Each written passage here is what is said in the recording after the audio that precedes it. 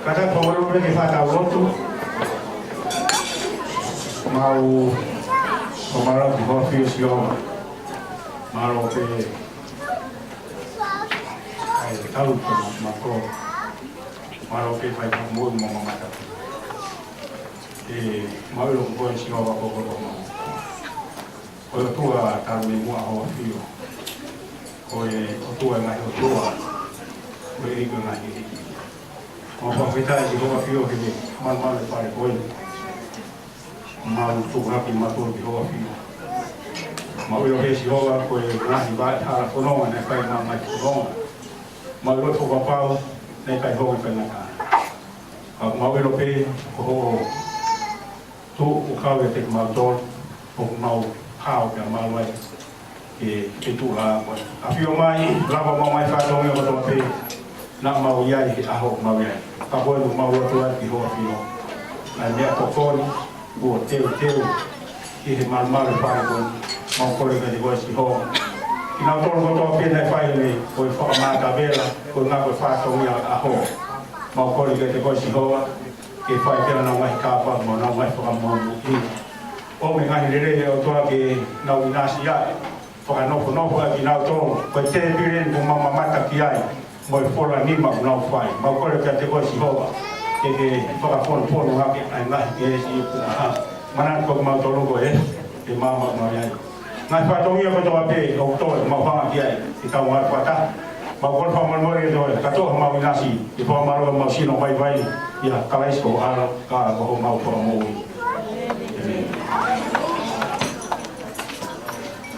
Pamalo hen kia nala mata kita meyakai Fakahoko mai ke dalam depil mua Loseli boleh bagi DJ kita mana pas Fakahoko ya hodiria untuk Fakahoko mai tadi ke kita luar Maumeatokoni ke Korea tu lima ni beto ke depil erua ke fa at a time 2 to 4 tables at a time obligai Koyono ke baru Korea mai ya Sony David erua porque fa e taimeta ke o be klasa tau ba fete taim goni sebe David mua ata na pastige malo